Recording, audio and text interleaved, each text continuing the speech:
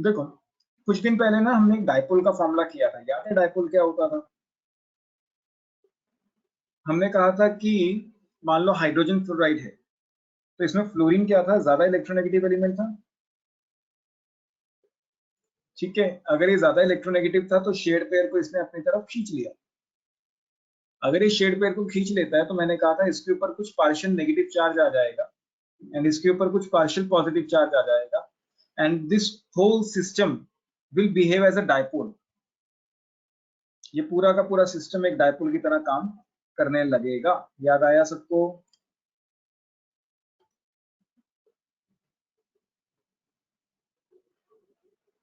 Yes sir. ठीक है, and फिर हमने इसका एक डायपोल मोमेंट का फॉर्मूला किया था which was charge into distance. मान लो इनके बीच का डिस्टेंस d है तो फॉर्मूला रहेगा चार्ज इनटू डिस्टेंस। कोई डाउट? क्लियर यहां तक? साक्षी ये बॉन्ड कैसा था, कोवलेंट या आयनिक?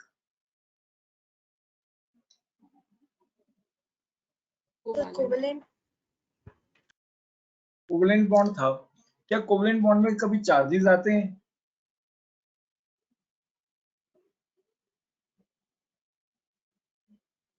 ये जो चार्जेस आए, चार्जेस तो हमारे आयनिक कंपाउंड में आते हैं, but charges exist in ionic compounds. Pure covalent bond में कभी भी कोई चार्ज नहीं आता है। जो चार्जेस आते हैं वो सिर्फ और सिर्फ किस में आते हैं? आयनिक कंपाउंड के अंदर। तो कहने का मतलब ये है, तो मैं ये कह सकता हूं कि जो मेरा कोवलेंट बॉन्ड था उसके अंदर कुछ ना कुछ आयनिक कैरेक्टर जरूर है। Hence, we can say that polar covalent bonds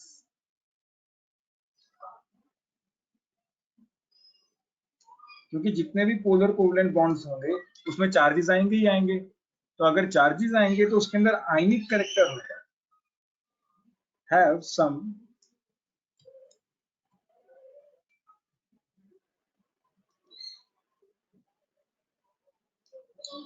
ionic character. मतलब वो बॉन्ड तो कोवलेंट है लेकिन उसके अंदर चार्जेस आ रहे हैं, तो मतलब उसके अंदर कुछ ना कुछ आयनिक कैरेक्टर आएगा ही आएगा। विदाउट नॉन पोलर में तो नहीं है। नॉन पोलर में नहीं होगा क्योंकि नॉन पोलर में कोई चार्जेस नहीं आएंगे। नॉन पोलर वाला जो होगा वो प्योरली कोवलेंट होगा। जो नॉन पोलर कोवलेंट बॉन्ड रहेगा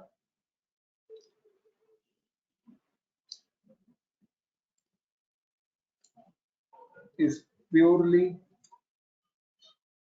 कोवलेंट क्योंकि उसमें कोई चार्जेस ही नहीं है। लेकिन जो अपना पोलर बॉन्ड है, पोलर बॉन्ड में कुछ चार्जेस आते हैं एटम्स के ऊपर। चार्जेस तो सिर्फ आयनिक कंपाउंड्स में आते हैं, जैसे Na+Cl-। चार्जेस तो किस में आते हैं? सिर्फ और सिर्फ आयनिक कंपाउंड में। अगर हमारे कोवलेंट कंपाउंड में भी चार्जेस आ रहे हैं मतलब अपने कोवलेंट बॉन्ड के अंदर कुछ ना कुछ क्या है? आयनिक कैरेक्टर प्रेजेंट है। विदाउट तरणवीर, मान्या, साक्षी, कोई डाउट? सर एक बार दोबारा बताओगे? तरणवीर, ये जो कोवलेंट बॉन्ड है क्या इसके अंदर कोई चार्जेस हैं?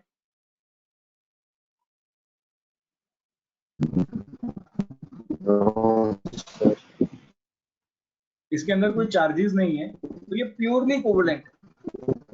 लेकिन जो अपना पोलर कोवलेंट बॉन्ड होता है, कोवलेंट बॉन्ड में असली में कोई चार्जेस नहीं आते हैं, ठीक है।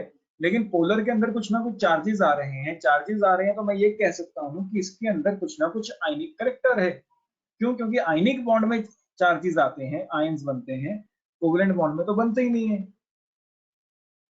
तो अगर कोवलेंट बॉन्ड में भी चार्जेस डेवलप हो रहे हैं इसका मतलब अपने कोवलेंट बॉन्ड के अंदर कुछ ना कुछ क्या है? आयनिक कैरेक्टर है। क्लियर?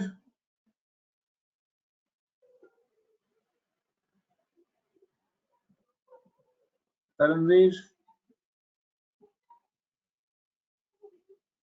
Yes, sir. साक्षी को डाउट? No sir. अब हमें ये पता करना है कि अपने कोवेलेंट बॉन्ड में कितना आयनिक कैरेक्टर है। इसके ऊपर तुम्हें क्वेश्चन मेंस में भी मिलेंगे, इस फॉर्मूला के ऊपर तो थोड़ा ध्यान से समझें। Percentage ionic character even NCERT में भी मिलेंगे। In covalent bond,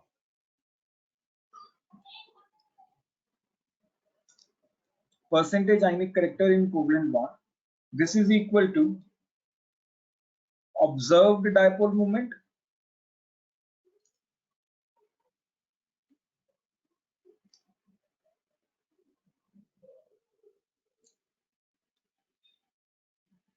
upon dipole moment for 100% ionic bond upon dipole moment if bond is considered to be 100% ionic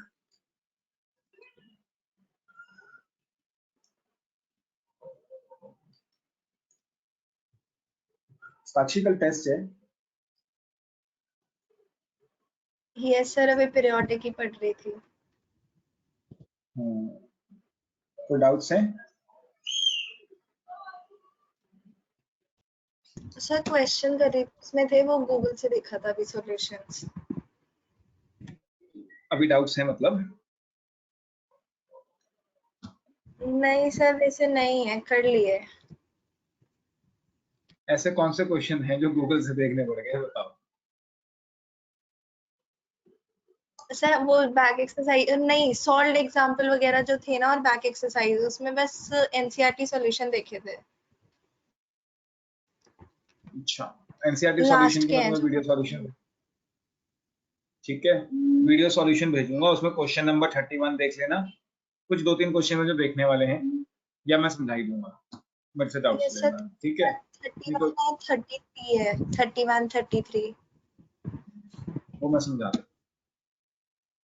यहाँ तक कोई डाउट्स कि अगर हमें आयनिक कैरेक्टर निकालना है तो हम कैसे निकाला करेंगे? Observed dipole movement upon dipole movement after considering the bond to be 100% ionic. कोई डाउट?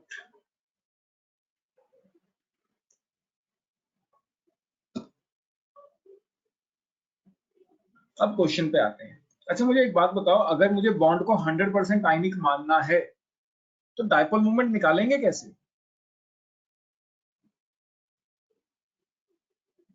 डाइपोल मूवमेंट क्या होता है? बेसिकली चार्ज इनटू डिस्टेंस होता है ना।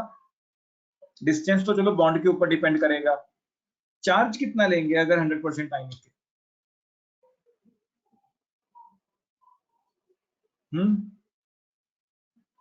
चार्ज कितना लेंगे अगर 100% आयनिक है?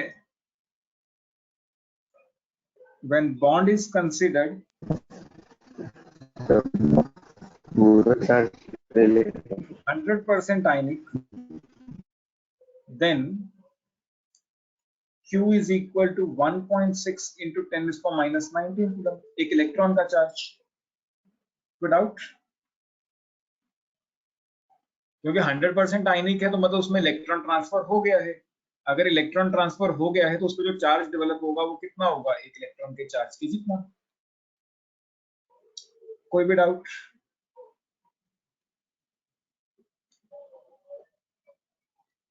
क्लियर या नहीं? सब मतलब डाइपोल मूवमेंट सिर्फ वो डिस्टेंस पे वो होता है, वेरी करता है। नहीं बच्चे, डिस्टेंस पे तो वो दोनों चीजों पे डिपेंड करता है, चार्ज और डिस्टेंस पे, ठीक है। अब मान लो, एक एग्जांपल के थ्रू समझते हैं। मान लो मैंने कहा कि मेरा HF है, ये बॉन्ड 100% आयनिक है, एज्यूमिंग, वैसे होता नहीं है, मैं कह देता हूं कि ये 100% आयनिक है। अगर ये 100% आयनिक है तो मतलब फ्लोरीन ने एक इलेक्ट्रॉन गेन कर लिया है और हाइड्रोजन ने एक इलेक्ट्रॉन क्या कर दिया है?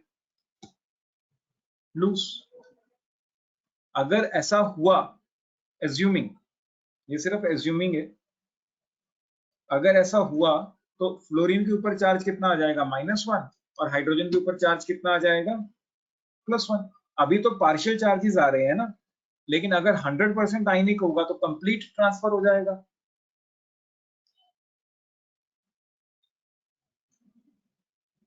Complete transfer of electron, and अगर कंप्लीट ट्रांसफर होता है तो कंप्लीट चार्ज भी आएगा।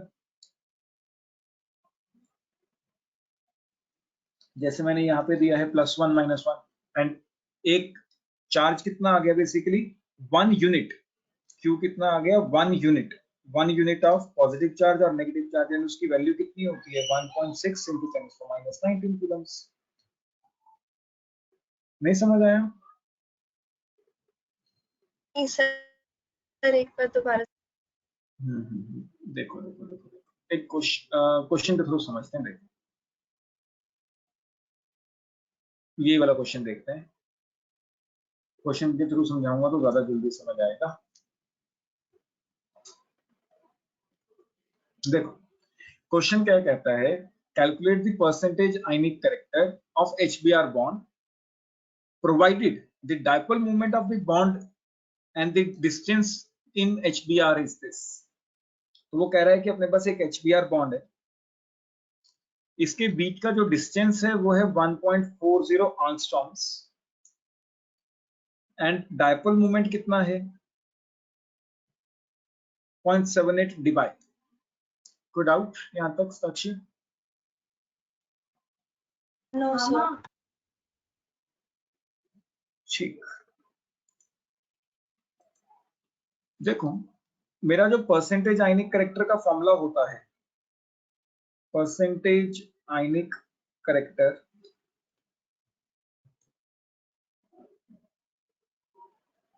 वो किसके बराबर होता है, observe dipole moment upon dipole moment for 100% ionic bond. इसमें कोई doubt? No sir. Observe dipole moment तो क्वेश्चन में दिया ही हुआ है, क्योंकि वो तो एक्सपेरिमेंटल है, वो तो हम निकाल ही नहीं सकते। तो ऑब्जर्व डाइपोल मोमेंट क्वेश्चन में हमेशा दिया होगा, बस यूनिट्स का ध्यान रखना कि ये डिबाई में दिया है, एंड 1 डिबाई कितने ESU सेंटीमीटर के बराबर होता था। खैर कोई बात नहीं, डिबाई में रहने देते हैं। अब मेरा मेन टारगेट क्या निकालना है, dipole moment for 100% ionic bond. इसमें कोई डाउट?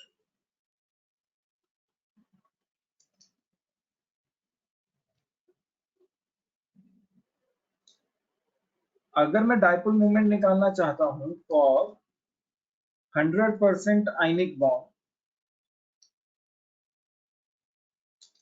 डाइपोल मोमेंट का फॉर्मूला क्या है, चार्ज इनटू डिस्टेंस। इसमें कोई doubt Sakshi? No sir. Distance मुझे दिया हुआ है, चार्ज मुझे पता चल जाए तो मेरा आंसर आ जाए। चार्ज यस बता सर। सकते हो सर कितना होगा?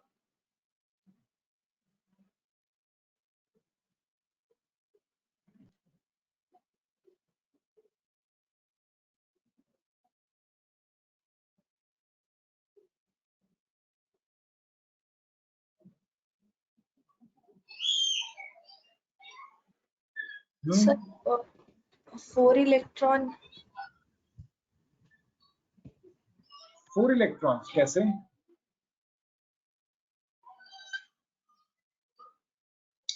देखो अगर मैं इसको 100% आयनिक मानता हूं, मान लो कि मेरा 100% आयनिक बॉन्ड है, तो हाइड्रोजन के ऊपर कितना चार्ज आ जाएगा +1, एंड ब्रोमीन के ऊपर कितना चार्ज आ जाएगा -1। कोई डाउट? क्लियर या नहीं? Yes sir. ठीक है, तो इसमें चार्जेस कितने आए आप बताओ। या तो मैं +1 ले लूं या मैं -1 ले लूं, लेकिन वो 1 यूनिट होगा। या तो मैं +1 ले लूं या -1 ले लूं, इनटू डिस्टेंस कितना है 1.40 एंगस्ट्रॉम। नहीं अभी तो चार्ज की बात चल रही है ना, तो चार्ज कितना आएगा 1 यूनिट, 1 यूनिट ऑफ पॉजिटिव कह लो या नेगेटिव चार्ज। लेकिन 1 यूनिट की तो कोई बात ही नहीं बनेगी ना, अपना तो ऐसा यूनिट क्या होता है कूलम। तो 1 यूनिट मतलब 1 इलेक्ट्रॉन ट्रांसफर हुआ है, 1 इलेक्ट्रॉन ट्रांसफर हुआ है तो उसके ऊपर चार्ज कितना आएगा 1.6 इंटू 10⁻19 कूलम्स। ये समझ आया या नहीं? सर अगर कोई और होता, मतलब जैसे अगर +2 -2 होता। एज्यूमिंग कि CO2 मॉलिक्यूल है या CO मॉलिक्यूल है, कार्बन मोनोऑक्साइड। जब कार्बन मोनोऑक्साइड को तुम तोड़ोगे तो फिर वो बनेगा C+2 एंड O-2। फिर चार्ज कितना आता? 2 यूनिट्स। 2 यूनिट्स का मतलब 2 इंटू 1.6 इंटू 10⁻19 कूलम्स।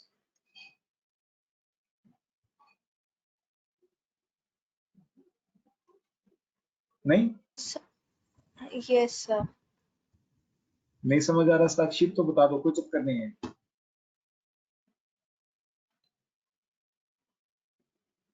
तरणवीर, कोई डाउट? हाँ हाँ बोलो बोलो साक्षी। सर इसमें हमें मतलब एक ही उसका चार्ज लेना है। हाँ, क्योंकि यहाँ पे एक ही बॉन्ड है तो एक बॉन्ड टूटेगा, मतलब किसी एक का चार्ज लेना है, ये याद रखना। किसी एक का चार्ज लेना होता है, या तो प्लस वाला ले लो या माइनस वाला ले लो, मॉड ही लेना है। तो वैल्यू देखनी है बस, मैग्नीट्यूड किसी एक का, मल्टीप्लाई नहीं करना है, किसी एक का। ठीक, यस सर। तो अपने पास चार्ज भी आ गया है। तो dipole movement for 100% ionic bond,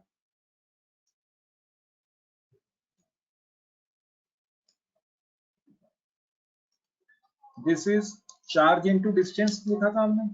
charge हमने निकाल लिया कितना, 1.6 इंटू 10⁻19 कूलम, एंड डिस्टेंस अपने को क्वेश्चन में दिया हुआ था 1.40 एंगस्ट्रॉम। लेकिन ये तो कोई प्रॉपर यूनिट्स बने नहीं, हमने या तो किया था कूलम मीटर या ESU सेंटीमीटर या डिबाई। अपने को चाहिए होगा डिबाई में, एंड 1 डिबाई हमने किया था, 1 डिबाई इस 10⁻18 ESU सेंटीमीटर्स। याद आया ये यूनिट या नहीं? Yes sir. ऊपर से हमने ये भी पढ़ा था कि 1 कूलम is 3 into 10⁻9 ESUs। तो बेसिकली अब मेरा कन्वर्जन वाला काम आता है। जो मेरा चार्ज है मैं इसको कन्वर्ट कर लेता हूं इनटू ESUs,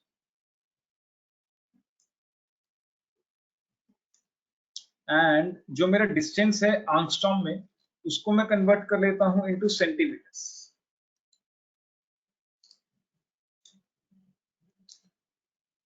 तो जब हम इसे सॉल्व करेंगे ये बनेगा अपना 1.6 into 1.40,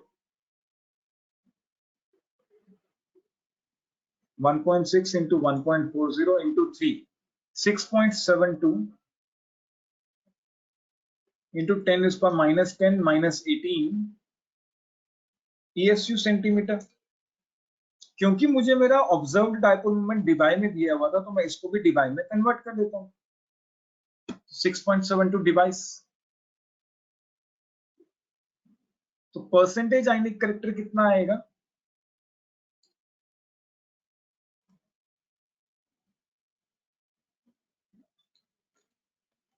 this will be, observe dipole moment था 0.78,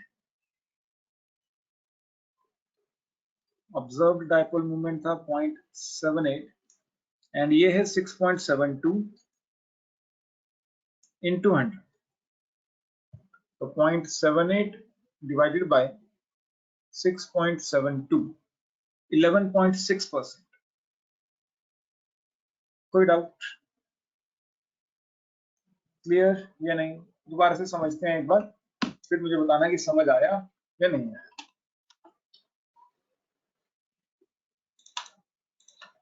पहले कंसेप्ट समझते हैं। देखो मैंने क्या बताया शुरू में कि भाई अपने पास कोवलेंट बॉन्ड होता है। जो प्योर कोवलेंट बॉन्ड होता है वो नॉन पोलर वाला होता है। क्यों? क्योंकि उसमें कोई भी चार्जेस नहीं आते हैं। लेकिन अगर हम पोलर कोवलेंट बॉन्ड की बात करें, उसमें क्या होता है, इलेक्ट्रॉन पेयर एक एटम की तरफ शिफ्ट हो जाता है, जिसके कारण कुछ चार्जेस डेवलप हो जाते हैं। जब चार्जेस आते हैं तो चार्जेस तो अपने आयनिक कंपाउंड में आते हैं, कोवलेंट में तो चार्जेस नहीं आने चाहिए। तो मैं ये कह सकता हूं कि पोलर कोवलेंट बॉन्ड में हमेशा कुछ ना कुछ आयनिक करेक्टर होगा, क्योंकि चार्ज डेवलपमेंट वहां पे हो रही है। तो अब मेरा जो टॉपिक था वो ये था कि फिर मुझे आयनिक करेक्टर निकालना है कि कितना परसेंट आयनिक करेक्टर है उस कोवलेंट बॉन्ड के अंदर। तो उसका मैंने तुम्हें फॉर्मूला बताया कि observed dipole movement upon dipole movement if the bond is considered to be 100% ionic, होता नहीं है, assuming it to be 100% आयनिक, तब डायपोल मूवमेंट निकालना है into 100। एंड डायपोल मूवमेंट का फॉर्मूला अपने को पता है, चार्ज इनटू डिस्टेंस। चार्ज एक का लेना है, चाहे तुम यहाँ पे प्लस वाला ले लो, चाहे तुम यहाँ पे माइनस वाला ले लो, एंड हमें उसका मैग्नीट्यूड चाहिए। ठीक है, बेसिकली अगर अपने पास एक सिस्टम है प्लस क्यू माइनस क्यू, दो चार्जेस हैं, उनके बीच का जो डिस्टेंस है दैट इज डी। तो ये डायपोल था अपना, एंड डायपोल मूवमेंट का फॉर्मूला हमने ये रखा था। फिर मैंने तुम्हें कहा कि अगर हम 100% आयनिक बॉन्ड को कंसीडर करते हैं तो हमें ये देखना होगा कि उसके अंदर कितने इलेक्ट्रॉन ट्रांसफर हुए। जितने इलेक्ट्रॉन ट्रांसफर होंगे, for every electron transfer charge कितना आएगा, 1.6 इंटू 10⁻⁻19 कूलम। ठीक है, इसके ऊपर क्वेश्चन देखते हैं कैसे किया। फिर हमने, हमारे पास क्वेश्चन ये था कि calculate the percentage of ionic character for HBr bond provided the dipole moment and the bond distance in HBr are values तुम्हें दे रखी थी। तो अपने को बॉन्ड डिस्टेंस दिया हुआ था and dipole movement, observed dipole movement दिया हुआ। तो मेरा काम था कि 100% आयनिक बॉन्ड कंसीडर करके डायपोल मूवमेंट की कैलकुलेशन करना। ठीक है, तो मैंने अज्यूम किया कि भी मेरा बॉन्ड 100% आयनिक है, तो मैंने कोवलेंट को कन्वर्ट कर दिया आयंस में, क्योंकि आयनिक मतलब आयंस। तो एक ही बॉन्ड था, एक बॉन्ड में दो ही इलेक्ट्रॉन होते हैं, एक तो ब्रोमीन का अपना होता है, एक हाइड्रोजन का अपना होता है। तो अब ब्रोमीन ज्यादा इलेक्ट्रोनेगेटिव है तो वो इलेक्ट्रॉन को अपने साथ ले गया, तो H प्लस और Br माइनस में टूट गया। कितने इलेक्ट्रॉन का ट्रांसफर हुआ, बेसिकली ब्रोमीन का एक इलेक्ट्रॉन तो खुद का ही था, एक ही इलेक्ट्रॉन उसने गेन किया ना। यहाँ पे देखें तो इन दो इलेक्ट्रॉन में एक ही इलेक्ट्रॉन था हाइड्रोजन का जो ब्रोमीन ले गया है, तो हाइड्रोजन के ऊपर +1 चार्ज आएगा एंड ब्रोमीन के ऊपर कितना चार्ज आएगा, -1। मैं ये कह सकता हूँ there is one electron transfer, 1 unit of plus या माइनस चार्ज, एक इलेक्ट्रॉन का ट्रांसफर हुआ है, तो चार्ज कितना आएगा 1.6 इंटू 10⁻⁻19 कूलम, क्योंकि हमने लिखा था for every electron transfer charge will be 1.6 into 10⁻19 coulomb. तो हमें तो डायपोल मूवमेंट निकालना था, चार्ज आ चुका है, डिस्टेंस क्वेश्चन में दिया हुआ था। दिक्कत आई कि जो ऑब्जर्व्ड डायपोल मूवमेंट है वो डिबाई में था, तो मुझे भी अपना आंसर डिबाई में कन्वर्ट करना होगा। डिबाई में कन्वर्ट करने के लिए मुझे आंसर निकालना होगा ESU सेंटीमीटर में, तो मतलब मुझे कूलम को ESU में कन्वर्ट करना होगा, and 1 coulomb is 3 into 10⁻9 ESU, वो मैंने यूज किया। आंगस्ट्रॉम को मैंने सेंटीमीटर में कन्वर्ट किया, एंड अपने फाइनल ESU सेंटीमीटर वाले आंसर को डिबाई में कन्वर्ट कर दिया यूजिंग दिस ट्रांसफॉर्मेशन। तो मेरे पास जो 100% आयनिक बॉन्ड के लिए डायपोल मूवमेंट आ रहा था वो था 6.72 डिबाई, एंड जो ऑब्जर्व डायपोल मूवमेंट था वो था 0.78 डिबाई। दोनों की वैल्यूज रखी, 11.6% आयनिक करेक्टर अपने पास देखने को मिल जाएगा। कोई डाउट, क्लियर यहाँ तक? Yes sir. मान्या, करणवीर,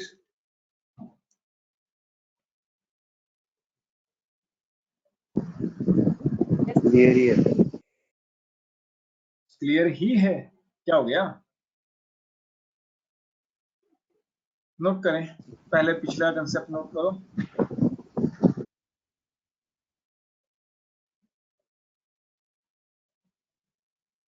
करणवीर कुछ नहीं समझ, करो इस क्वेश्चन को ट्राई करो, फिर कोई और क्वेश्चंस देखते हैं। The size of isoelectronic species chloride ion, argon, calcium ion is affected by. Karanveer, yes sir. क्या लगता है?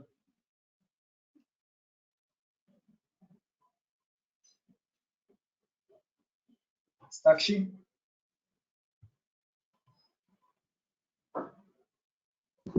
Sir nuclear charge. Nuclear charge, okay, क्योंकि वही अलग सा है। नहीं सर, जहाँ तक मुझे लगता है तो साक्षी हमारा आंसर पूछे। ये सर न्यूक्लियर चार्ज, क्योंकि आइसो इलेक्ट्रॉनिक में वही होगा।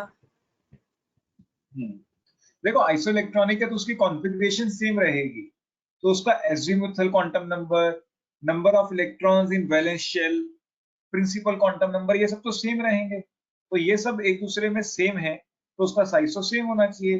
लेकिन हमने कहा था कि Z effective is Z minus sigma, याद आया? एंड फॉर आइसोइलेक्ट्रॉनिक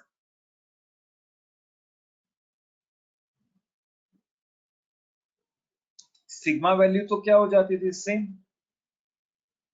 तो हम कहते थे कि भाई जो साइज है वो डायरेक्ट इनवर्सली प्रोपोर्शनल होगा इफेक्टिव न्यूक्लियर चार्ज के, एंड इफेक्टिव न्यूक्लियर चार्ज किसके डायरेक्टली प्रोपोर्शनल है, Z के।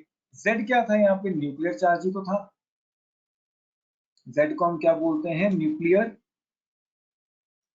Charge, which is directly proportional to atomic number. कोई डाउट नो ये सर। या नहीं?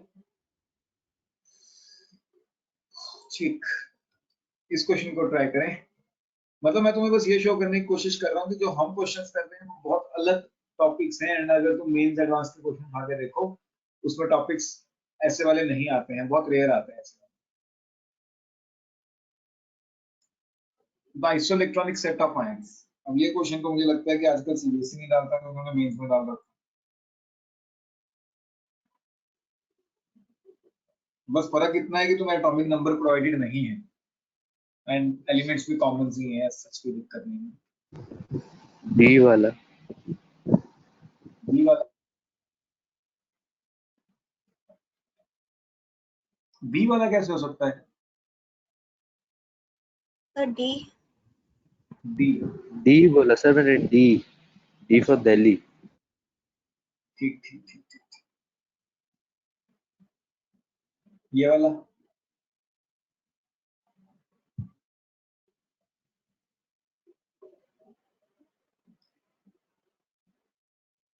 which compound does not contain any covalent bond?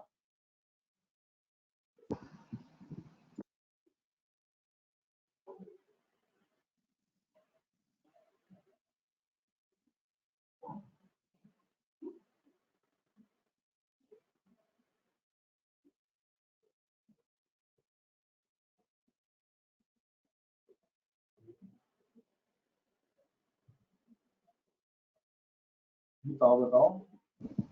Sir B option. B option. Sakshi, sir C. C.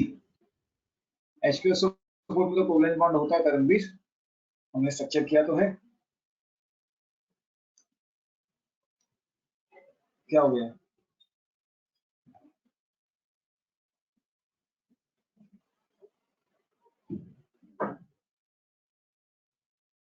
Clear तरनवीर, कोई yes doubt? Sir, yes sir, clear. ठीक, अब आगे करते हैं अगला टॉपिक। अच्छा मान्य चलेगी, माने शायद नेटवर्क इशू है या वो समझ नहीं पा रही थी आज।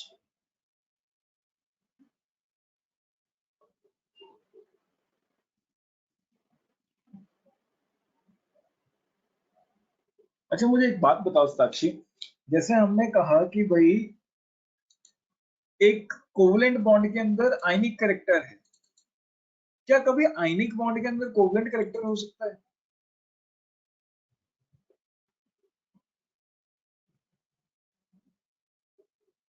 नहीं सर, उसमें तो चार्ज होगा।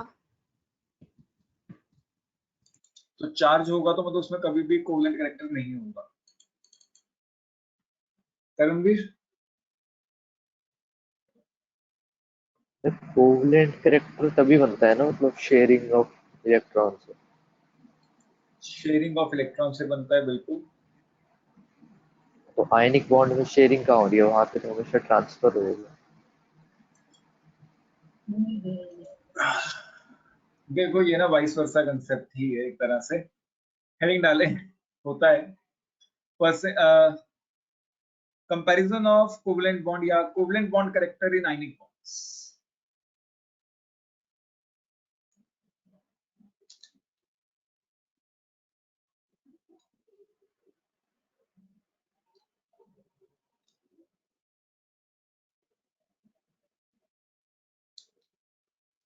Covalent bond character in ionic bonds, partial covalent character in ionic, covalent character कह लो कोवलेंट बॉन्ड की जगह, covalent character in ionic bonds.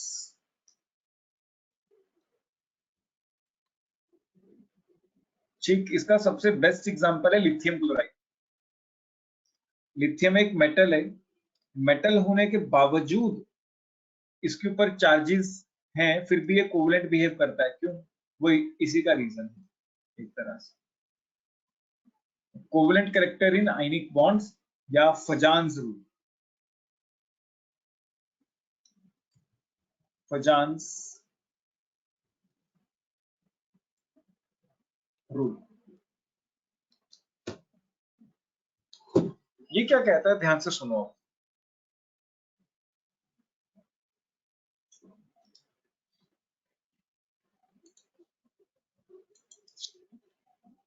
ये कहता है कि अपने पास एक कटायन है,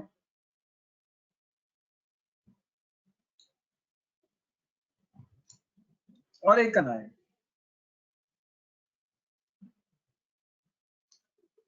कटायन और अनायन एक दूसरे को अट्रैक्ट कर रहे हैं।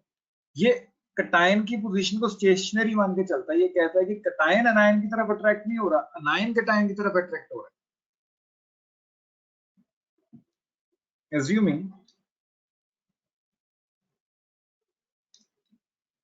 anion is attracted by cation,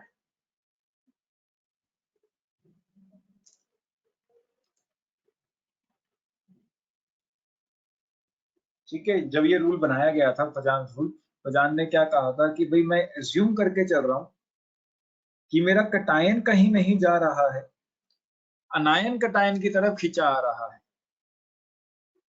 ठीक है, जब अनायन कटायन की तरफ आएगा, साक्षी क्या इस अनायन पे अट्रैक्टिव फोर्सेस यूनिफॉर्मली डिस्ट्रीब्यूटेड है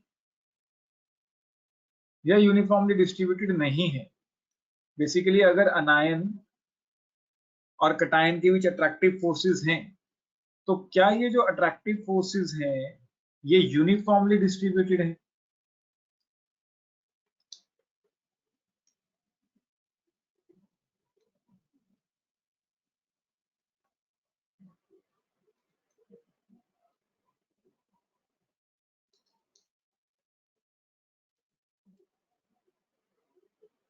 करणवीर, क्या लगता है, क्या ये फोर्सेस अनायन पे यूनिफॉर्मली डिस्ट्रीब्यूटेड है? सर यूनिफॉर्मली होंगे, क्योंकि जो मतलब पीछे वाला पार्ट कम एक्सपीरियंस करेगा जहां तक मुझे। नॉन यूनिफॉर्मली डिस्ट्रीब्यूटेड है। बेसिकली ये फ्रंट में है, ये वाला जो हिस्सा है ये एक्सपीरियंस करेगा ज्यादा अट्रैक्टिव फोर्सेस, क्योंकि एकदम आमने सामने है।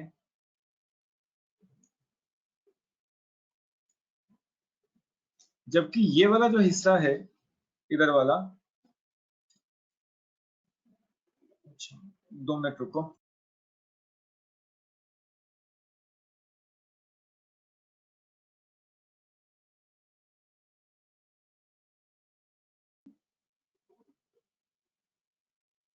चलो देखो, एक कटायन है, दोबारा से समझते हैं कंसेप्ट को। एक कटायन है, एक अनायन है। अनायन कटायन की तरफ अट्रैक्ट हो रहा है बेसिकली, ठीक है। तो हमने पूछा कि भाई अनायन के ऊपर यूनिफॉर्मली फोर्सेस डिस्ट्रीब्यूटेड हैं या नॉन यूनिफॉर्मली, मतलब इनके बीच जो अट्रैक्टिव फोर्सेस हैं अनायन पे चारों तरफ बराबर की फोर्स लग रही है या कम ज्यादा लग रही है। तो हमने कहा कि भाई ये वाली जो सरफेस है ये एकदम सामने है, एकदम सामने है, तो इसमें बहुत ज्यादा फोर्स लग रही होगी। एंड ये सरफेस थोड़ी पीछे चली गई है, पीछे चली गई है, तो इस पे थोड़ी सी कंपैरेटिवली लेस फोर्स लग रही है। इसमें कोई डाउट? क्लियर या नहीं? कोई भी डाउट यहां तक? No sir, clear. लगभग एक तरफ अट्रैक्टिव फोर्स ज्यादा लग रही है और एक तरफ अट्रैक्टिव फोर्स कम लग रही है, तो बेसिकली जब अनायन कटायन की तरफ जाएगा तो उसकी शेप खराब हो जाएगी। तो होगा क्या, बेसिकली कुछ इस तरीके से शेप हो जाएगी खराब।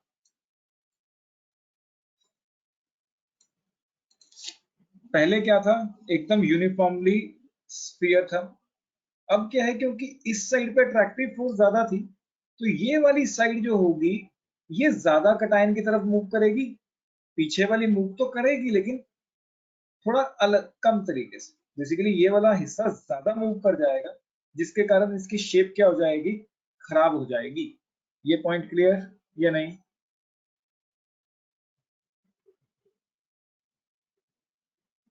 क्योंकि इस वाले हिस्से पे ज्यादा अट्रैक्टिव फोर्सेस लग रही थी, तो ये ज्यादा मूव कर जाएगा एज कंपेयर टू जो पीछे वाला हिस्सा।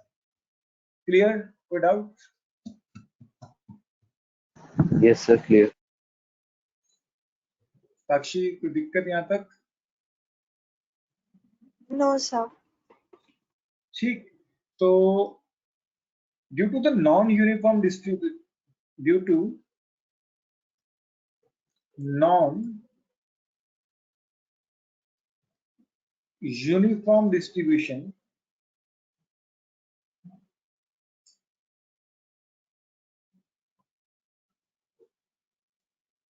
of attractive forces, due to the non-uniform distribution of attractive forces, when anion is attracted towards cation,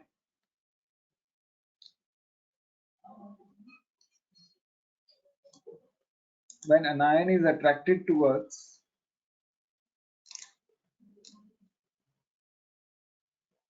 cation, its shape gets distorted. Its shape get distorted. उसकी शेप क्या हो जाती है, खराब हो जाती है। कोई doubt?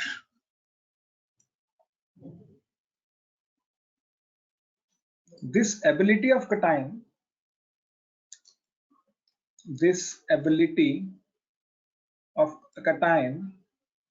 to attract anion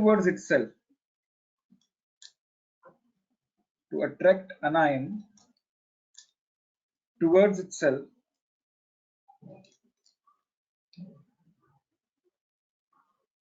and distort the shape of anion.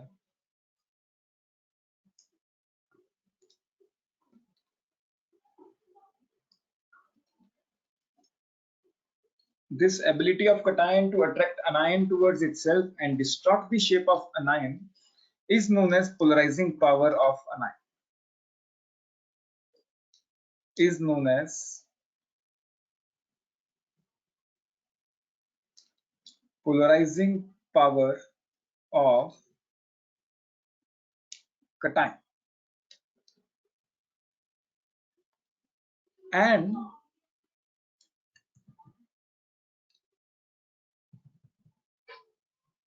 ability of anion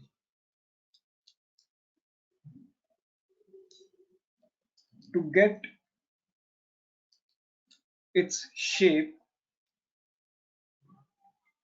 distorted,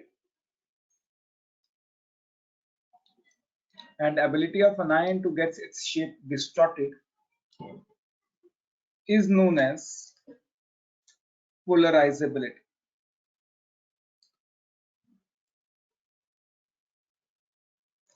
कहने का मतलब क्या है, दोबारा से समझें कि भाई नॉन यूनिफॉर्म अट्रैक्टिव फोर्सेस लग रही थी, जिसके कारण इसकी शेप क्या हो गई, खराब। कटायन की एबिलिटी कि वो अनायन को अपनी तरफ खींचे और उसकी शेप खराब कर दे, उस एबिलिटी को हम क्या नाम दे रहे हैं, polarizing power of cation. And anion की क्या एबिलिटी है कि वो कटायन की तरफ मूव करे एंड अपनी शेप को खराब होने दे। This ability of anion to undergo the distortion in its shape, ऐसे कह सकते हो, this ability of anion to get its shape distorted या to undergo distortion in its shape to undergo distortion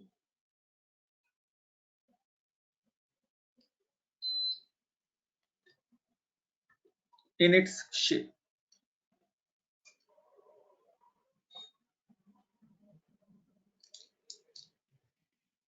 To undergo distortion in its shape is known as polarizability of anion. Is known as polarizability of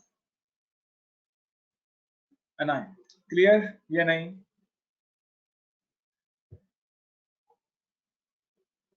कोई doubt? Sir इसमें वो covalent कहां से आया वो भी अभी करते हैं, टेंशन मत लो, वो भी अभी देखते हैं कि कहां से आया। पहले ये बताओ पोलराइजिंग पावर और पोलराइजेबिलिटी क्लियर है? yes, इसमें कोई डाउट? पोलराइज तरनवीर तुम्हें कोई doubt polarizing power and polarizability? No sir, clear. चलो पहले इतना सा नोट करो फिर आगे कराता हूं। Sir done.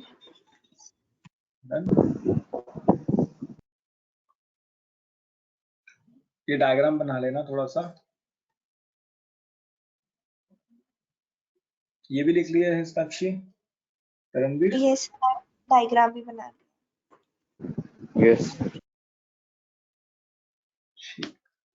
करें आगे, लिख लिया यहाँ तक फिर मतलब? Yes sir.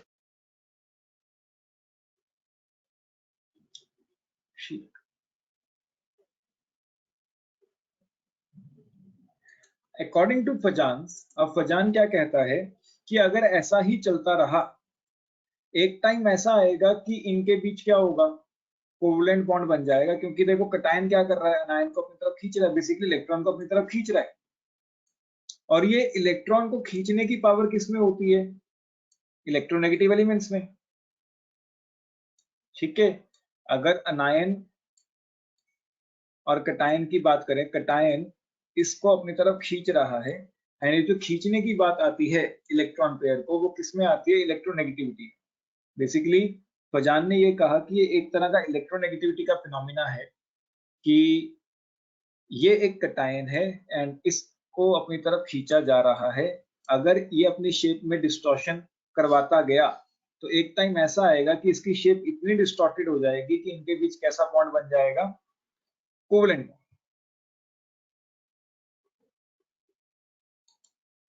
समझ आया या नहीं? सर डिस्टॉर्शन होती थोड़ी ना रहती है। डिस्टॉर्शन होती रहेगी बच्चे, जब तक इसकी शेप कंप्लीटली डिस्ट्रॉय ना हो जाए।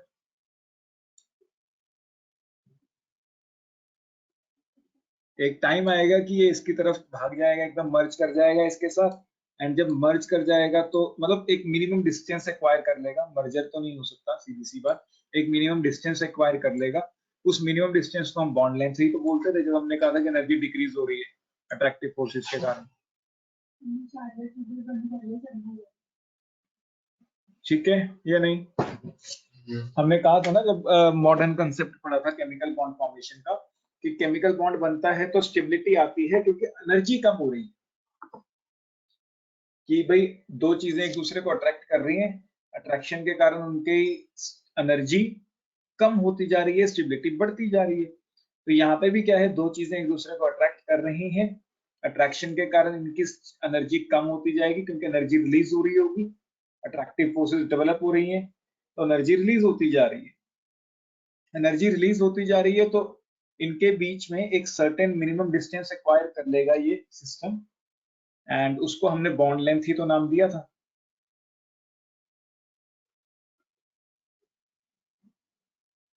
या नहीं?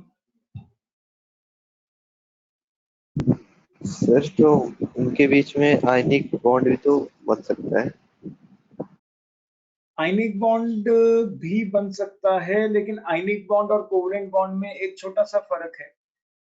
वो फर्क क्या है कि जब हम आयनिक बॉन्ड की बात करें तो उसमें हम शेप की बात नहीं करते, स्ट्रक्चर की बात नहीं करते, लेकिन अगर हम कोवलेंट बॉन्ड की बात करें तो उसमें स्ट्रक्चर की बात करते हैं।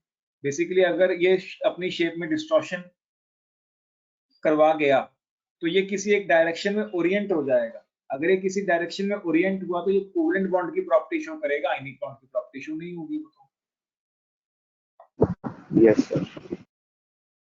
क्योंकि अगर इसकी शेप डिस्टॉर्ट हो गई तो वो किसी एक डायरेक्शन में डिस्टॉर्ट हो रही है। अगर किसी एक डायरेक्शन में डिस्टॉर्ट हो रही है मतलब इनके बीच एक प्रॉपर ज्योमेट्री आएगी। अगर ज्योमेट्री आएगी तो मतलब वो तो कौन सी प्रॉपर्टी हो गई, कोवेलेंट बॉन्ड की प्रॉपर्टी हो गई। तो कहने का मतलब ये है कि आयनिक बॉन्ड में हल्का फुल्का कोवेलेंट कैरेक्टर देखने को मिल सकता है।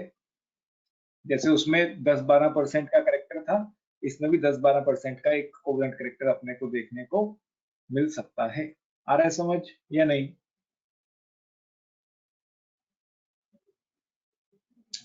सिंपल सा है, इन सब चीजों को भूल जाओ कि कैसे आया, कहां से आया। एक सिंपल सा फिनोमेना याद रखो, कुछ कहीं नहीं काम आने वाला। देखो सिंपल याद रखो, एक कोवेलेंट बॉन्ड में आयनिक कैरेक्टर होता है, आयनिक बॉन्ड में कोवेलेंट कैरेक्टर होता है, हल्का फुल्का, ज्यादा नहीं, हल्का हल्का। साक्षी वैसे कुछ समझ आया या सब ऊपर से ही निकल गया?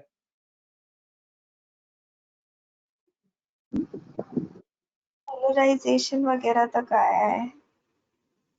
पोलराइजेशन वगैरह सर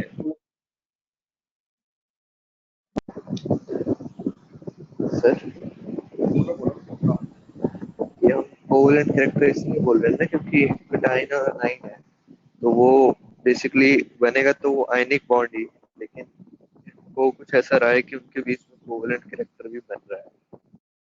हाँ बेसिकली हो क्या रहा है कि एक ये किसी एक डायरेक्शन में ओरिएंट हो जाएगा। ये वाला पॉइंट सुनो अब। बेसिकली जब ये अपने शेप में डिस्टॉर्शन करवाएगा तो ये किसी एक डायरेक्शन में ओरिएंट होगा। ये जो डिस्टॉर्शन है किसी एक पर्टिकुलर डायरेक्शन में आ रही है, तो इसके अंदर डायरेक्शनल नेचर आ रहा है हल्का सा। वो डायरेक्शनल नेचर तो किसकी प्रॉपर्टी होती है? कोवेलेंट कंपाउंड की। मतलब एक आयनिक बॉन्ड में भी कुछ ना कुछ परसेंट कोवेलेंट कैरेक्टर रहता है, क्योंकि जो डायरेक्शनल नेचर है वो सिर्फ और सिर्फ किसकी प्रॉपर्टी है? कोवेलेंट कंपाउंड्स की प्रॉपर्टी। नहीं? Yes sir, clear. एंड जितनी ज्यादा ये डिस्टॉर्शन होगी, ये वाला पॉइंट ध्यान से सुनो, जितनी ज्यादा डिस्टॉर्शन होगी उतना ही ज्यादा ये एक डायरेक्शन में ओरिएंट होगा। दोबारा से सुनो, जितनी ज्यादा इसकी डिस्टॉर्शन होगी उतना ही ज्यादा ये एक डायरेक्शन में ओरिएंट होगा, उतना ही ज्यादा इस बॉन्ड में कोवेलेंट कैरेक्टर आएगा। ये पॉइंट क्लियर साक्षी या नहीं? सर एक बार दोबारा बताना।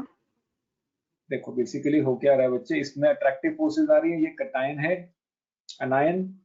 अट्रैक्टिव फोर्सेस नॉन यूनिफॉर्म थी, नॉन यूनिफॉर्म अट्रैक्टिव फोर्सेस के कारण इसकी शेप डिस्टॉर्ट हुई।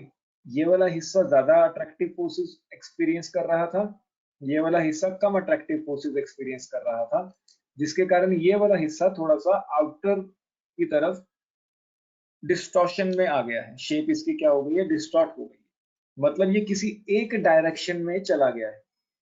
अभी क्या था? यूनिफॉर्मली स्फेरिकल था। स्फेरिकल मतलब तीनों डायरेक्शन में इक्वली ओरिएंटेड था, कोई एक फिक्स शेप नहीं थी, जो आयनिक कंपाउंड की प्रॉपर्टी है कि कोई भी फिक्स शेप नहीं होती। लेकिन जब इसने अट्रैक्ट किया नॉन यूनिफॉर्म फोर्सेस के कारण, ये किसी एक डायरेक्शन में ज्यादा झुक गया।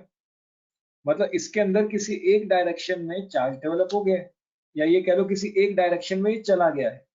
तो इसके अंदर कहीं ना कुछ डायरेक्शनल नेचर आ गया है, ये किसी एक डायरेक्शन में ज्यादा चला गया है।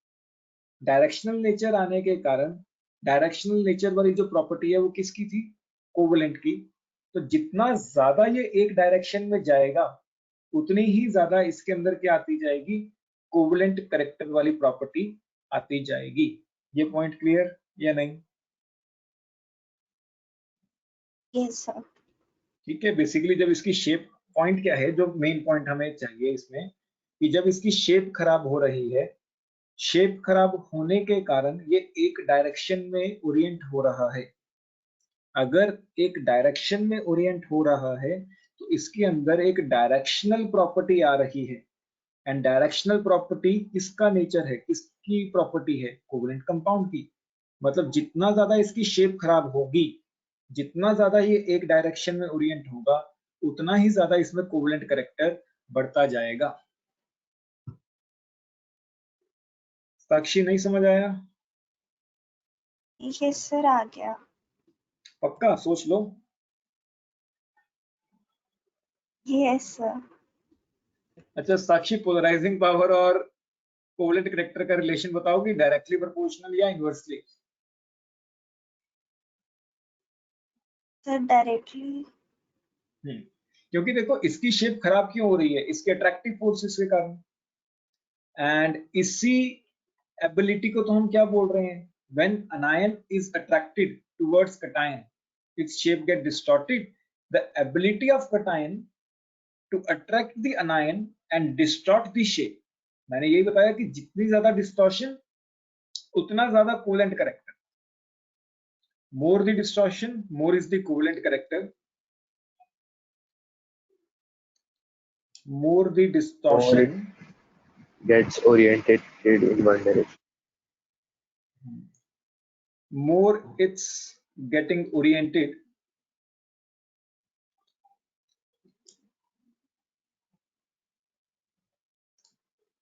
in one direction, किसी एक डायरेक्शन में वो ज्यादा ओरिएंट हो रहा है। and acquiring directional property and acquiring directional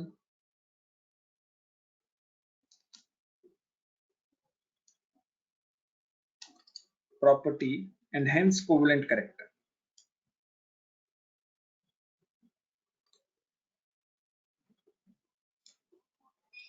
कोई डाउट? Hence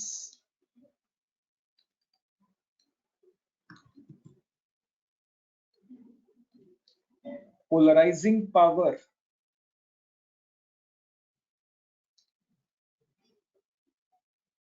जैसे जैसे बढ़ेगी वैसे वैसे कोवलेंट कैरेक्टर बढ़ेगा। CC is covalent character. क्यों? क्योंकि पोलराइजिंग पावर है क्या, अनायन को अपनी तरफ अट्रैक्ट करने की पावर, अनायन की शेप खराब करने की पावर। पोलराइजेबिलिटी का क्या कह रहे हैं तरणवीर? पोलराइजेबिलिटी बढ़ेगी तो कोवलेंट कैरेक्टर बढ़ेगा या polarizability is inversely proportional to covalent character?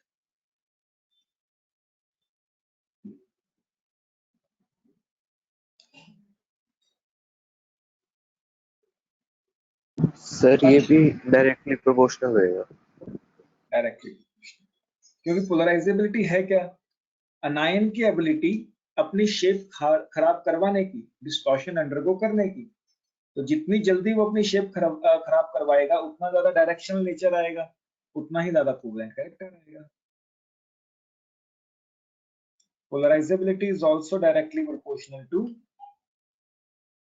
covalent character. कोई भी डाउट? साक्षी, तरणवीर, कोई दिक्कत? मुझे पता है थोड़ा सा मुश्किल है, लेकिन कोई डाउट? ये लास्ट वाले पॉइंट से तो बहुत क्लियर आनी चाहिए, डायरेक्शनल नेचर वाले से, कि कोवलेंट कैरेक्टर आ कैसे रहा है। सिर्फ लास्ट वाला पॉइंट ध्यान में रख लो, बाकी सब भूल जा जाए।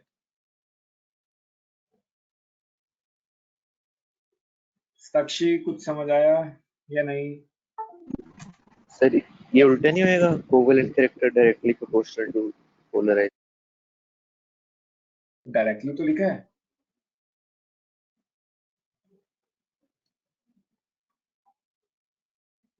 डायरेक्टली तो लिखा है, क्या हुआ? नहीं, इसका मतलब तो ये होगा ना, कोवलेंट कैरेक्टर बढ़ेगा तो पोलराइजेबिलिटी बढ़ेगी एंड वाइस वर्सा। नहीं, पोलराइजेबिलिटी बढ़ेगी तो कोवलेंट कैरेक्टर भी बढ़ेगा, बात तो एक ही है।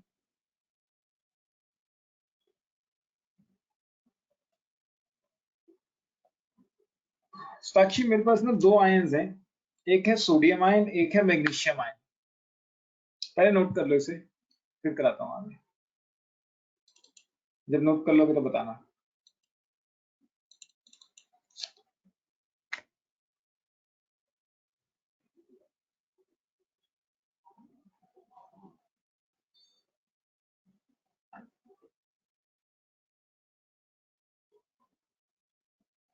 हो गया।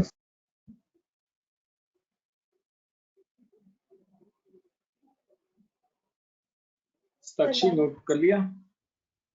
ठीक। साक्षी मेरे पास ना एक सोडियम आयन है, एक कैल्शियम आयन है। एक है सोडियम आयन, एक है कैल्शियम आयन, एक है एल्यूमिनियम आयन। इन तीनों में से कौन सबसे ज्यादा कोवेलेंट कैरेक्टर शो कर सकता है किसी एक अनायन के साथ? मान लो मैंने किसी एक अनायन के साथ इसको कंबाइन कर दिया, अनायन सेम रखा है, किसी एक अनायन के साथ इसको कंबाइन कर दिया। इन तीनों में से सबसे ज्यादा कोवेलेंट कैरेक्टर कौन शो करेगा?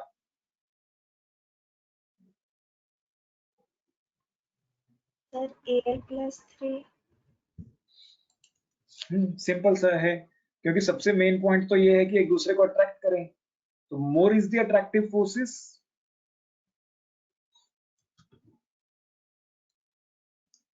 या ये कहें जैसे जैसे चार्ज ऑन कटायन बढ़ेगा, चार्ज ऑन कटायन बढ़ेगा, मोर will be its ability, more will be its ability to attract ion.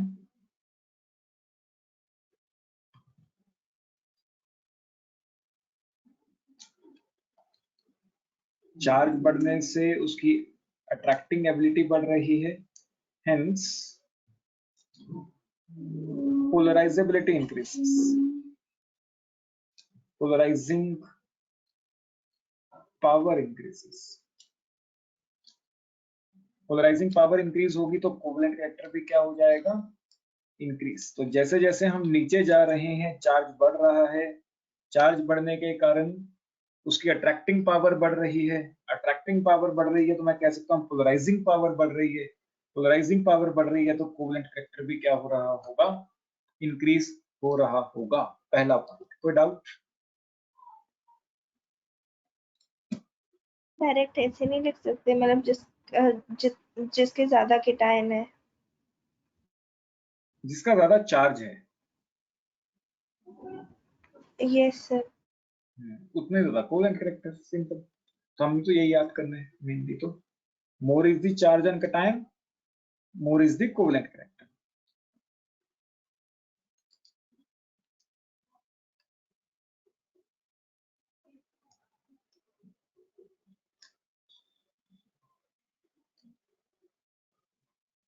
कोई डाउट?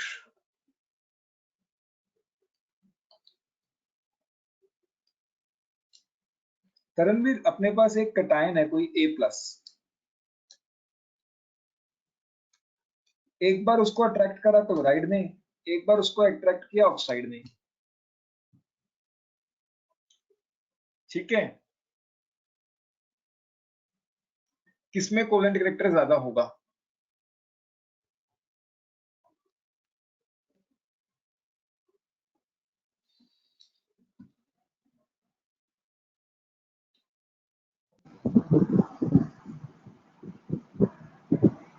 O2 negative. क्यों? सर क्योंकि कटायन तो हमारा सेम है, लेकिन एनायन पे चार्ज ज्यादा है, तो कटायन उसे ज्यादा जल्दी मतलब अट्रैक्ट हाँ, करने की अट्रैक्टिव कोशिश फोर्स करता ज्यादा है। बेसिकली अगर कटायन का चार्ज सेम है तो अनायन का चार्ज देखो, more the charge on anion, more attractive forces, more polarizability,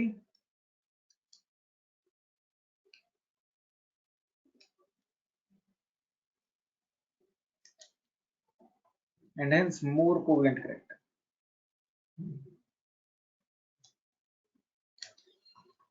तो मैं ये कह सकता हूं कि चार्ज ऑन अनायन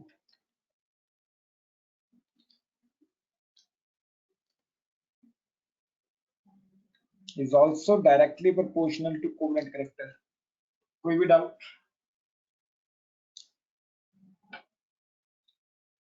क्लियर या नहीं?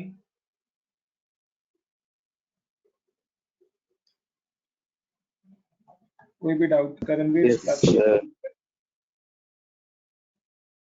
अगर ये जो a+o-2 वाला केस हमने जो पहले क्वेश्चंस किए थे उसमें है, किसमें बच्चे? जो स्टार्टिंग में क्वेश्चन सॉल्व किए अभी आयनिक करेक्टर वाले, हाँ, अगर उसमें a+o-2 वाला है, हमने कभी भी आयनिक करेक्टर तो कंपेयर ही नहीं किया, हमने लैटिस एनर्जी चेक की थी।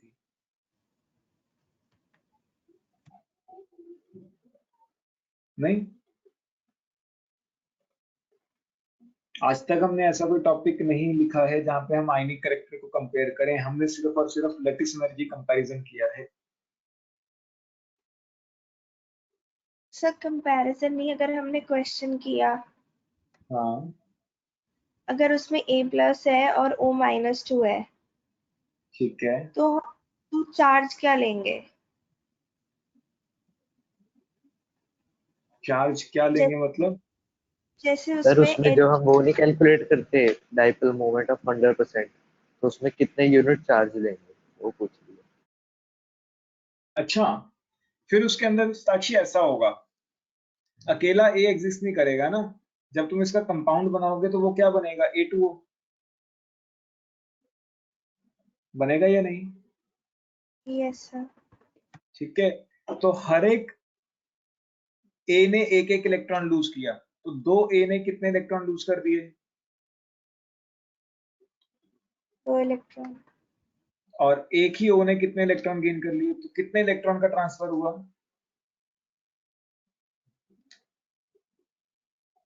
2 इलेक्ट्रॉन। 2 इलेक्ट्रॉन का। नहीं समझ आया अभी भी?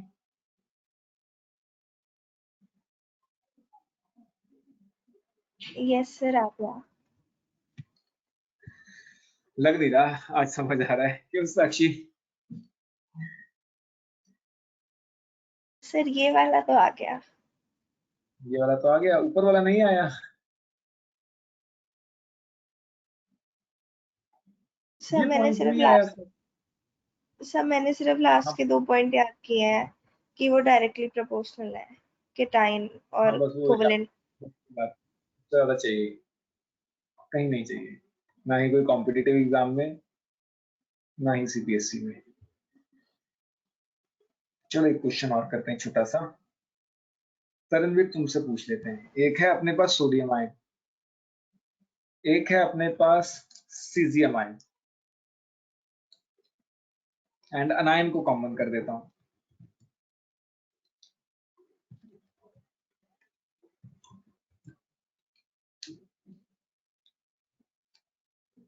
किसमें कोवेलेंट करेक्टर ज्यादा होगा? ऊपर वाले में। ऊपर वाले में, क्यों? सर क्योंकि Na और सीजियम में Na का साइज छोटा होता है, तो जितना ज्यादा छोटा साइज होगा उतना ज्यादा छोटा अट्रैक्टिव होगा होगी। तो चार्ज तो सच में सेम है, चार्ज सेम है, लेकिन सोडियम का साइज छोटा है।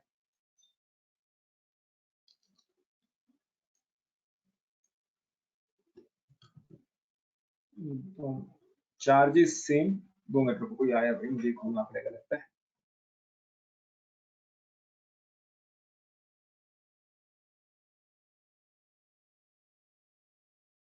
सॉरी, बार बार जाना पड़ रहा है, पता नहीं आज कैसा सिस्टम बना हुआ है। चलो, तो चार्ज सेम है। अच्छा, टाइम भी होने वाला है, बस थोड़ा सा रह गया टॉपिक, फिर कल कंटिन्यू करेंगे। चार्ज सेम है, चार्ज सेम है, तो अगर साइज छोटा होगा, smaller is the size, more will be the charge density, more the charge density। कहने का मतलब ये है, charge will be more concentrated.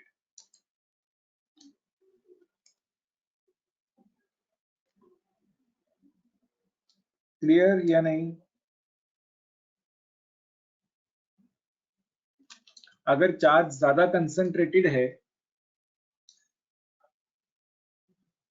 तो उसकी अट्रैक्टिंग फोर्स ज्यादा होगी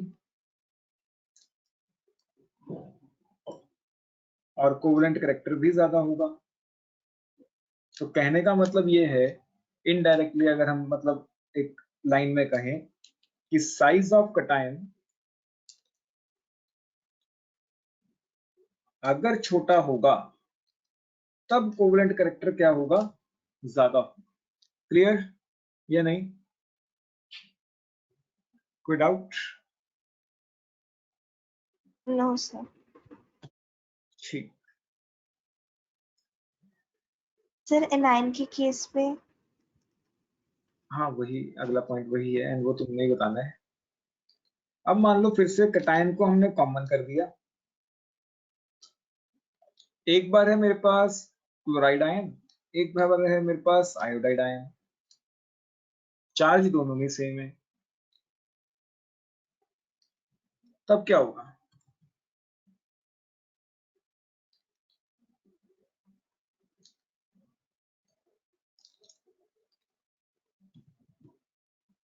साक्षी तब कैसे करेंगे?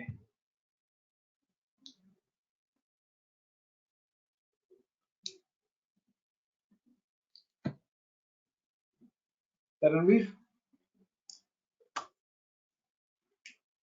और वही सेम रीजन आएगा इसमें भी। किसकी कोवेलेंट कैरेक्टर ज्यादा होगा, क्लोराइड का या आयोडाइड का? क्लोराइड का। साक्षी तुम्हारे हिसाब से? आयोडाइड नहीं आना चाहिए या chloride?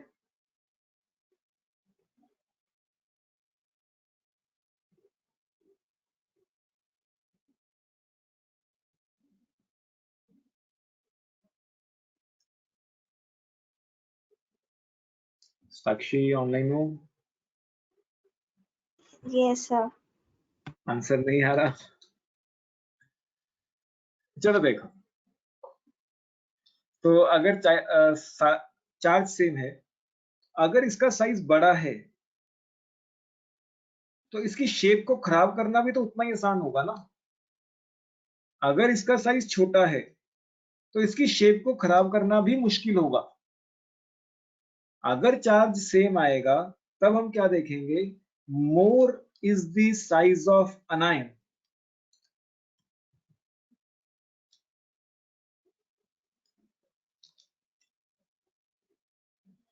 easily it will be distorted, easily its shape will be distorted। यहाँ पे अट्रैक्टिव फोर्स के साथ साथ शेप भी तो खराब करनी है, तो जितनी जल्दी उसकी शेप खराब होगी उतनी ही ज्यादा कोवेलेंट कैरेक्टर में बनने की टेंडेंसी ज्यादा होगी।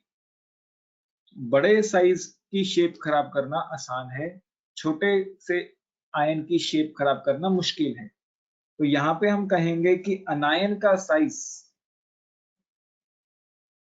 बड़ा होना चाहिए तो वो जल्दी खराब हो जाएगा, जल्दी खराब हो जाएगा तो उसका कोवेलेंट कैरेक्टर ज्यादा होगा। ये समझ आया या नहीं, कोई डाउट इसमें? सर एक बार सर ये सारी थ्योरी फजान ने दी थी क्या? थ्योरी? फजान ने दी थी। हाँ ये सब थ्योरी फजान की है। देखो दोबारा से समझें, फजान क्या कहता है कि भाई जितनी ज्यादा पोलराइजिंग पावर होगी उतना ज्यादा कोवेलेंट कैरेक्टर होगा, जितनी ज्यादा पोलराइजेबिलिटी होगी उतना ज्यादा कोवेलेंट कैरेक्टर होगा। पोलराइजिंग पावर क्या है, कटायन की एबिलिटी अनायन को अपनी तरफ खींचने की एंड उसकी शेप खराब करने। पोलराइजेबिलिटी क्या है, अनायन की एबिलिटी अपनी शेप खराब करवाने की।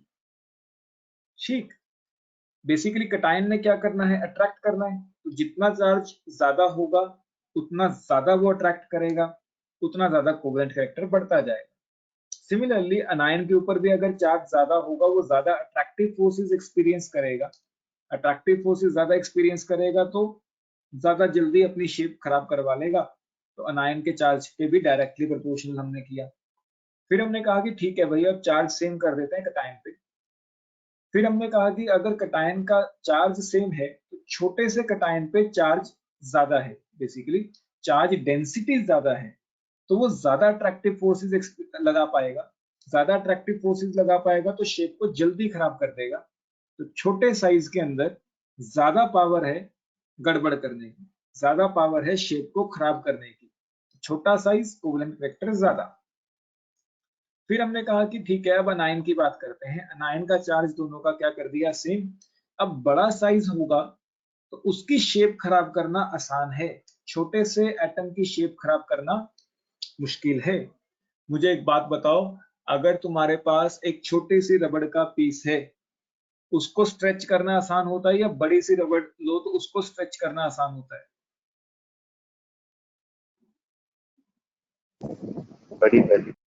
बड़ी वाली रबड़ को स्ट्रेच करना आसान होता है। सेम काम यहाँ पे है। स्ट्रेच करने से तुम कर क्या रहे हो, उसकी शेप ही तो खराब कर रहे हो। ये बड़ी रबड़ है, इसको स्ट्रेच करना आसान होगा, मतलब इसकी शेप खराब करना आसान होगा। ये तो छोटी सी रबड़ है, इसको स्ट्रेच नहीं कर पाओगे, मतलब इसकी शेप ज्यादा खराब नहीं कर पाओगे। इसकी शेप ज्यादा खराब कर पा रहे हो तो इसके अंदर डिस्टॉर्शन ज्यादा होगी। डिस्टॉर्शन ज्यादा होगी तो कोवेलेंट कैरेक्टर भी क्या होगा, ज्यादा होगा। क्लियर या नहीं? Yes sir. ठीक। सर हाँ इस केस में चार्ज डेंसिटी को ओवरकम कर रहा है साइज। हाँ, बेसिकली जो एबिलिटी टू गेट डिस्टॉर्टेड है वो डोमिनेट कर रहा है। ठीक। ठीक। अब मुझे बताओगे, एक पहला क्वेश्चन एनसीईआरटी का, बस एक दो क्वेश्चन कराऊंगा, बाकी कल ही कंटिन्यू करेंगे इस टॉपिक को, आज तो वैसे भी नहीं खत्म होगा। Why LaCl is more covalent than NaCl?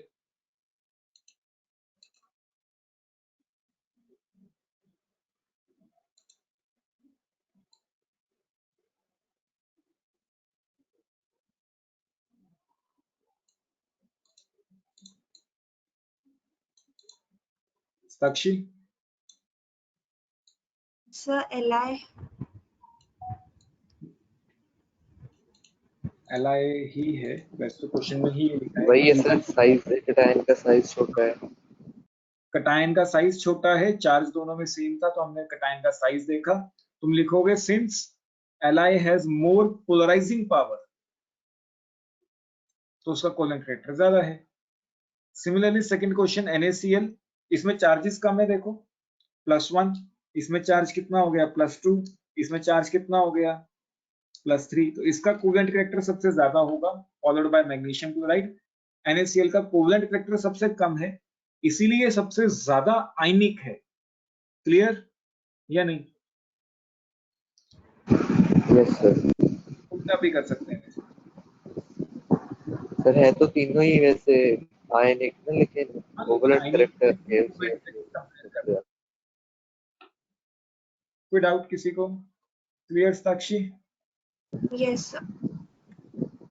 ठीक है, बाकी काम अगली क्लास में ही कंटिन्यू करते हैं। एक बार मुझे पता है ज्यादा नहीं हुआ, लेकिन मेन टॉपिक्स निकल, मतलब जो बोरिंग से टॉपिक है या मुश्किल टॉपिक है वो निकल गए हैं इस चैप्टर के आज।